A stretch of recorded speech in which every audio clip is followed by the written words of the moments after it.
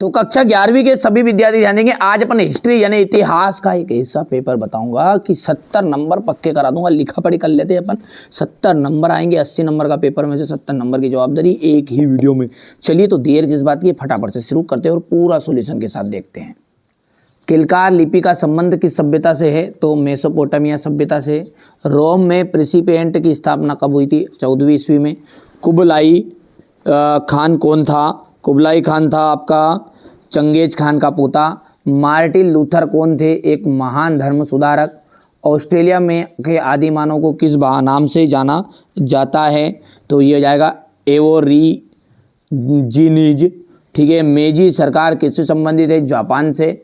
इसके बाद में आप यहाँ से कंप्लीट करेंगे ये। ठीक है, ये आपका क्वेश्चन नंबर 5 हो गया। ये 6 हो जाएगा आपका, ध्यान से देखिएगा। हम्बुराबी बेबीलोन का प्रमुख शासक था। चंगेज खान का प्रारंभिक जो नाम था वो तेमुजीन था। ठीक है भैया। मंगोल सेना की सबसे बड़ी सैन्य इकाई को हम तुमुन कहते हैं। चर्च के सर्वोच्च पदाधिकारी को पोप कहा जाता था। 1498 ईस्वी में पुर्तगाल देश का यात्री भारत आया। कैनबरा ऑस्ट्रेलिया की राजधानी है। और ये यहाँ पर दर्ज जाएगा आपका फिलिंग द ब्लैंक्स। ठीक है, बढ़िया से कंप्लीट करिएगा आप। तो मेरी जवाबदारी आपको अच्छे नंबर दिलाने की। पहला क्या है? पोम्पई का आ जाएगा आपका रोमन साम्राज्य का एक नगर। दिनारियस का जाएगा चांदी की मुद्रा। याम का जाएगा हरकारा पद्धति। गाहार्डस मार्केटर का आ जाएगा आपका यहाँ पर बेलनाकार मानचित्र। Thomas More utopia. और यहाँ से अपन बात करें छठे की, तो छठे में आपको मिलान करना है चीनी इतिहासकार सीमा चेन। और 7वें का आपका जाएगा यहाँ पर चीन। हो गया, ये आपकी जोड़ी हो गई है। इसको बढ़िया से कंप्लीट करो। इसके बाद में यहाँ से आपको इतना कंप्लीट करना है। हो गया। अब है अगला एक वाक्य में उत्तर। एक वाक्य में उत्तर क्या कह रहा है? विश्व में शहरी जीवन की शुरुआत कहाँ हुई थी?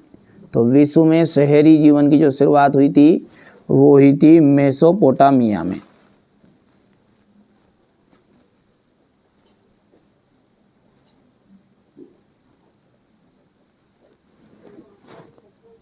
पादुआ विश्वविद्यालय कहाँ स्थित है? इटली।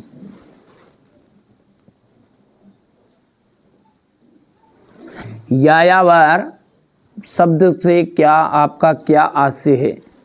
धूमककड़ी।